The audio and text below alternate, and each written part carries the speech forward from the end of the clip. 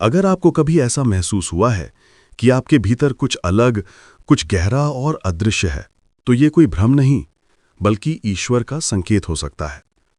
जिस प्रकार शरीर पर कोई पहचान का निशान होता है जो हमें दूसरों से अलग बनाता है, उसी प्रकार आत्मा पर भी एक आध्यात्मिक चिन्ह होता है जो उस आत्मा के ईश्वरीय संबंध और उद्देश्य को प्रकट करता है। ये चिन्ह किसी भौतिक रूप में नहीं दिखता, लेकिन उसकी ऊर्जा, उसकी आभा और उसका स्वभाव चारों ओर महसूस किया जा सकता है। जब किसी आत्मा पर ईश्वर का ये दिव्य चिन्ह होता है तो वो साधारण नहीं रहती। वो अपने भीतर एक ऐसी शक्ति लेकर चलती है जो दुनिया की समझ से परे होती है। परमहंस योगानंद जी ने कहा था कि जिस आत्मा को ईश्वर छू लेता है, उसकी चाल, उसकी दृष्टि, उसका मौन सब ईश्वरी बन जाते हैं। ऐसे लोग अक्सर खुद भी नहीं समझ पाते कि उनमें ऐसा क्या है जो सबको आकर्षित करता है। लोग कहते हैं, तुम में कुछ अलग है, तुमसे शांति मिलती है, तुम्हारी बातों में असर है। ये सब उस अदृश्य ईश्वरीय ऊर्जा का प्रभाव है जो आपके भीतर प्रवाहित हो रही है।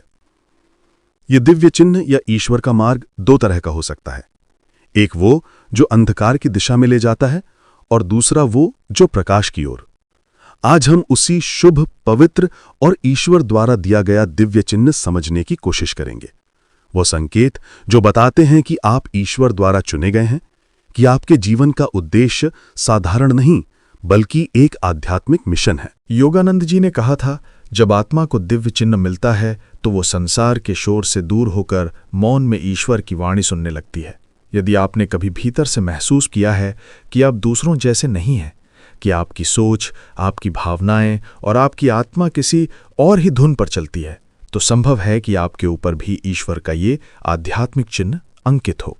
अब आइए विस्तार से समझते हैं वे 5 संकेत जो बताते हैं कि आप पर ईश्वर का ये दिव्य स्पर्श हो चुका है, कि आप केवल एक साधारण इंसान नहीं बल्कि एक ईश्वरीय उद्देश्य के वाहक हैं। पहला संकेत, जब आपके जीवन में अनदेखी कृपा बरसती है। ये वो स्थिति होती है जब लोग आपके प्रति अचानक दया, प्रेम या सहायता दिखाते हैं, बिना किसी कारण, बिना किसी स्वार्थ के। आप किसी व्यक्ति से पहली बार मिलते हैं और वो व्यक्ति आपकी मदद के लिए अपने रास्ते से हटकर खड़ा हो जाता है। और ये सिर्फ एक बार नहीं, बार बार होता है। लोग कहते हैं, पता नहीं क्यों, पर तुम्हारे लिए दिल से कुछ करने का मन होता है। ये साधारण नहीं है, ये संकेत है कि आपके ऊपर ईश्वर का अदृश्य आशीर्वाद है, एक ऐसा आध्यात्मिक चिन्ह जो आपको ईश्वर के प्रिय बना देता है। परमहंस योगानंद जी कहते थे, जब ईश्वर किसी आत्मा पर अपने कृपा का चिन्ह अंकित करता है तो सृष्टि के हर तंतु से सहायता उस आत्मा की ओर बहने लगती है। ये कृपा आपके रूप, स्थिति या परिचय पर निर्भर नहीं करती। आपके पास कोई बड़ा संपर्क ना हो, कोई साधन ना हो, फिर भी रास्ते बनते हैं। लोग मदद करते हैं, दरवाजे खुलते हैं और आपको वो मिल जाता है जो सामान्य परिस्थितियों में असंभव लगता है। ये सुपरनैचुरल फेवर यानी अलौकिक अनुग्रह संकेत है कि ईश्वर आपके साथ किसी विशेष कार्य के लिए जुड़ चुके हैं।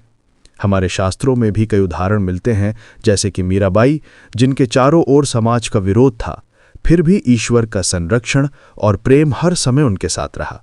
हमारे भारत के इतिहास में भी ऐसे कई संत, भक्त और ज्ञानी हुए हैं जिन्हें समाज ने नहीं, ईश्वर ने चुना। योगानंद जी समझाते हैं, जब आत्मा का कर्म शुद्ध हो जाता है तो ईश्वर उसकी ओर वैसे ही आकर्षित होते हैं जैसे चुंबक लोहा खींचता है।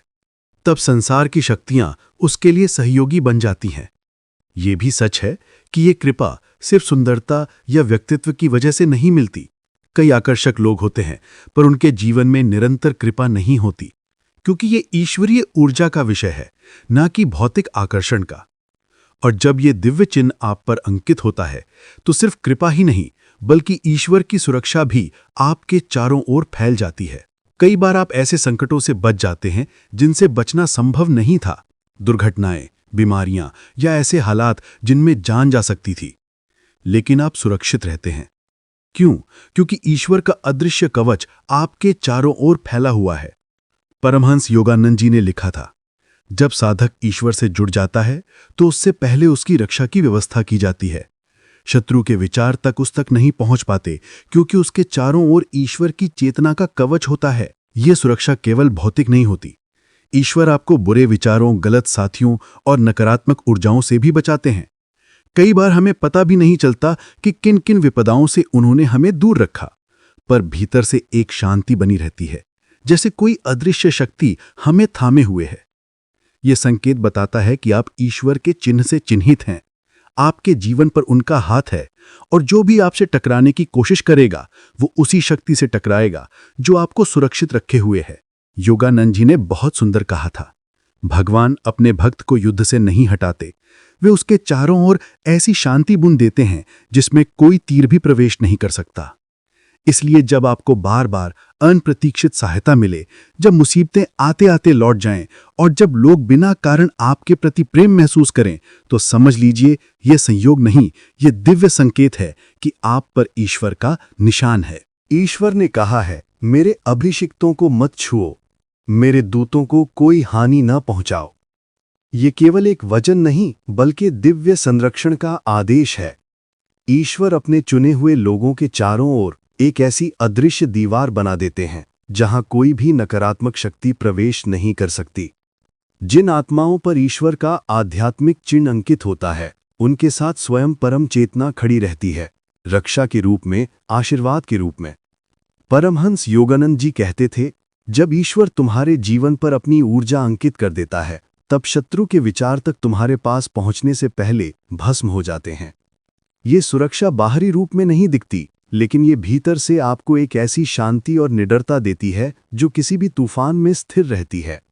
जब आप ईश्वर से जुड़ जाते हैं तो आपकी ऊर्जा ऐसी बन जाती है जिसे कोई शाप या दुष्प्रभाव छू नहीं सकता। योगानंद जी समझाते हैं, जब कोई व्यक्ति आत्मा के माध्यम से जीने लगता है, तब संसार उसे चोट नहीं पहुंचा सकता, क्योंकि वो अब शरीर नहीं, आत्मा बन चुका है। अगर आपने अपने जीवन में बार बार ऐसे अनुभव किए हैं जहां आप विनाश या दुर्घटना से बाल बाल बचे हों, जहां असंभव परिस्थितियां भी सहजता से आपके पक्ष में मुड़ गई हों, तो ये संकेत है कि ईश्वर ने आपको अपनी सुरक्षा में ले लिया है। कभी कभी ये सुरक्षा इस रूप में प्रकट होती है कि जो काम दूसरे वर्षों तक संघर्ष करके कर पाते हैं, वो आपके लिए सहजता से हो जाता है। मानो कोई अदृश्य शक्ति आपके पीछे से दिशा दे रही हो, हर मुश्किल रास्ते को सरल बना रही हो। लोग कहते हैं, तुम्हारे लिए तो सब अपने आप हो जाता है, पर आप जानते हैं ये अपने आप नहीं, ये उसके द्वारा हो रहा है। भगवद गीता में भगवान श्री कृष्ण कहते हैं, सर्वधर्मान परित्यज्य माम एकम शरणम व्रजा अहम त्वाम सर्व पापेभ्यो मोक्षयिष्यामि मा शुचः। अर्थात जब आत्मा पूरी तरह मेरी शरण में आ जाती है, तब मैं उसकी रक्षा स्वयं करता हूं। ये वही ईश्वरीय शरण है जो आपको हर परिस्थिति में सुरक्षित रखती है। आपके भीतर जो शांत शक्ति काम करती है वो ईश्वर की चेतना है, और जब ये चेतना जागृत होती है तो आपका जीवन संघर्ष नहीं, कृपा की यात्रा बन जाता है। योगानंद जी ने कहा था, जब आप परमात्मा की योजना के साथ जुड़ते हैं तो आपके जीवन में सहजता आ जाती है। जो अन्य के लिए कठिन है वो आपके लिए अनुग्रह बन जाता है। यदि आपने महसूस किया है कि चीज़ें आपके लिए सहजता से हो जाती हैं, कि समय और परिस्थिति आपके साथ बहती है, तो ये कोई संयोग नहीं, ये संकेत है कि आप ईश्वर के चयनित हैं, उनकी योजना का एक भाग हैं।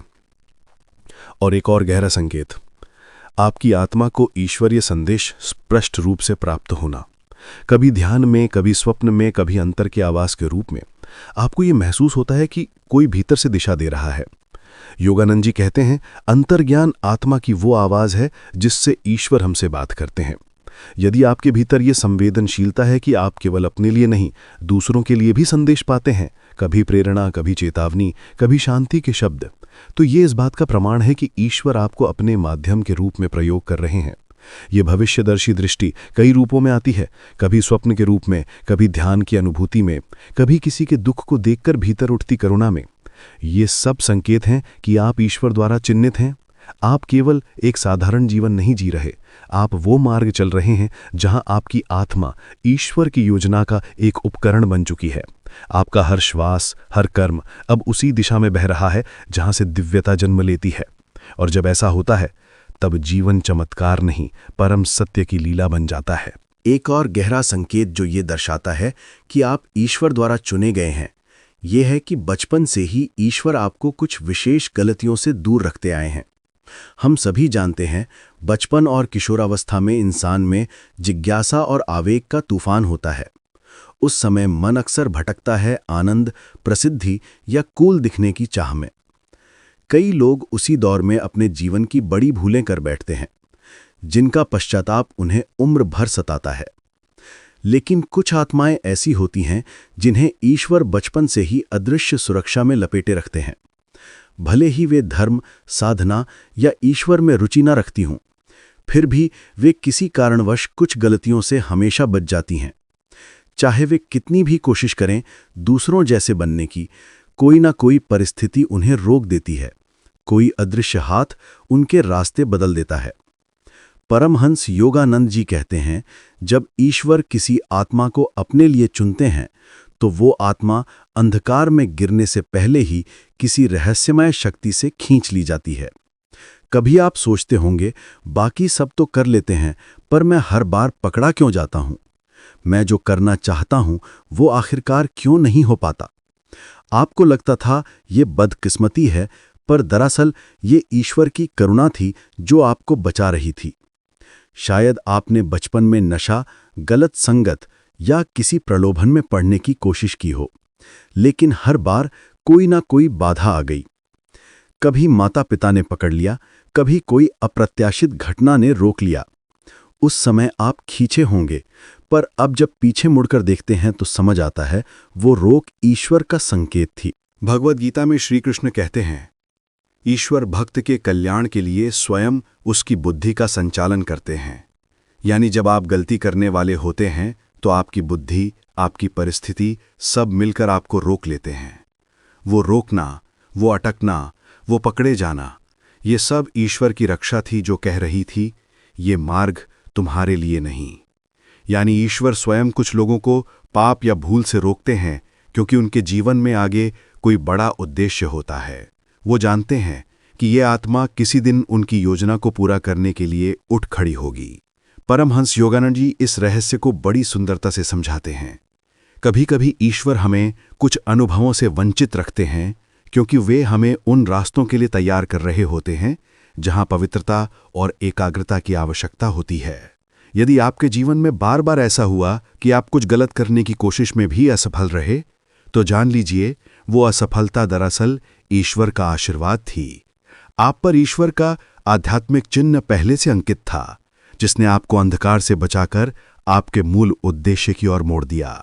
अब जब आप बड़े हो चुके हैं और सचेत हो रहे हैं, तो यह पहचानने का समय है कि यह सब यूं ही नहीं था। ईश्वर की योजना आपके लिए बचपन से ही कार्यरत थी। आपके जीवन पर उनका हाथ रहा है। उन्होंने आपको चुना है ताकि आप उनकी इच्छा का माध्यम बन सके। योगानंद जी कहते हैं, हर आत्मा का एक दिव्य भाग्य होता है और जब समय आता है ईश्वर स्वयं उस आत्मा को उसके मार्ग पर खड़ा कर देते हैं। तो यदि आप अब इस सत्य को महसूस कर रहे हैं, अपना हृदय खोलिए, उनकी आवाज सुनिए। वो अब भी आपसे कह रहे हैं, मैंने तुझे बचाया था ताकि तू मेरे लिए जी सके। अब समय है कि आप उस चिन्ह को स्वीकार करें, उस उद्देश्य को पहचानें और कहें, ईश्वर का हाथ मेरे जीवन पर है। मैं उसकी योजना का भाग हूं, मैं अभिषिक्त हूं, चुना गया हूं और मैं उसके दिव्य उद्देश्य के लिए समर्पित हूं। जो ये वचन हृदय से बोलता है, उसके जीवन में ईश्वर की दिशा और कृपा अनवरत प्रवाहित होने लगती है। यदि इस संदेश ने आपके भीतर कुछ जगाया है, यदि आपने महसूस किया कि सचमुच ईश्वर ने आपको कई बार बचाया, आपको किसी अदृश्य शक्ति ने गलत रास्तों से रोका, तो ये संयोग नहीं है। ये वही क्षण है जब ईश्वर आपको पुकार रहे हैं, अब मेरी योजना को पहचानो और मेरे साथ चलो। अब समय है रुकने का नहीं, जागने का है।